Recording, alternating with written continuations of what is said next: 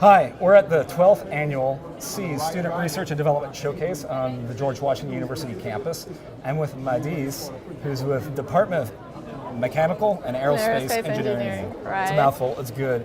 And with some of the other projects we've seen has been more like on the hardware side, or we have something very, very tangible that we can always take home with us.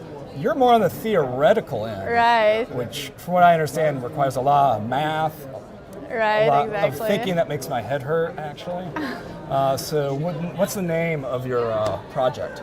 So our project is about controlling rotary wing UAVs in a wind field.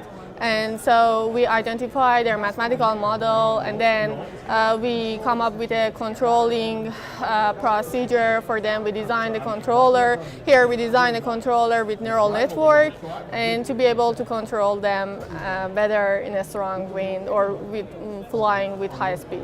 Yeah. So how have you tackled this problem then?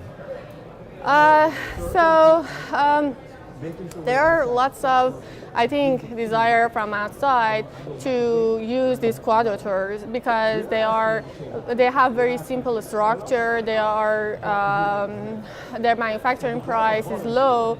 So they can be used in places, for example, by emergency responders where actually it's life-threatening. Instead of sending people, they can send these UAVs to gather information from those places, or also these UAVs can carry payload, so they can help people if they are in a rough terrain or some places which are hard to access. These are our motivation to start working in this area. How were you first aware of this? Did you come out of undergrad, or had you been working in the professional field?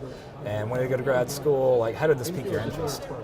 Yeah, actually, when I joined Dr. Taeyang Lee's research group, professor in the department. Yes, exactly. Dr. Taeyang Lee has a very strong background in this field, and he motivates his students actually, and he advised us to work in this field, and What advice would you give to maybe prospective students with this research, but also getting involved in research at SEAS and in your department?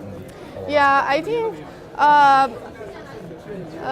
the advice from me would be take the theoretical part of your research very important, because it's important to be able to have a good understanding of the mathematical model of your system. Then you can come up with a method to control it.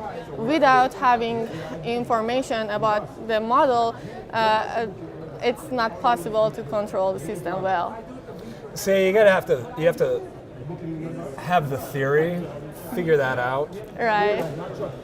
Predict the outcomes and all of that, and then once you have it, then you can actually apply it to the physical world and to the actual real world problems. Yes. This is where the theory. I think growing up in the Midwest in Iowa, we would say, well, you measure twice, you cut once. Yes, exactly. And that's what the theory is here. Right. And it's a little bit above my head. But what have you got left to do with the research right now? If you got a lot of the theory down, yes.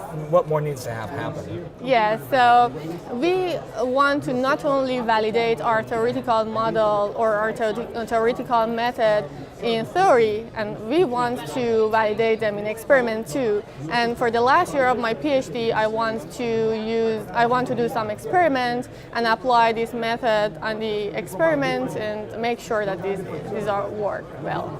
So tell me about the lab and the facilities that you're in that you can do this in. Yeah, we have a very great lab. It's on the second floor of SEH, and it is equipped with bike camera system, and we have all of the equipment which we need to actually control a quadrotor, build hardware. It's very equipped, and yeah.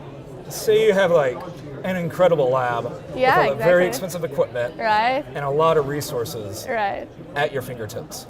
Yes. That's excellent. Well, thank you for taking your time and to describe your project. I wish you the best in this competition. Thank you. For more information about the R&D Showcase, please go to seas.gwu.edu /RD-Showcase. Please follow us on Facebook at GW Engineer and Twitter at GW Engineering.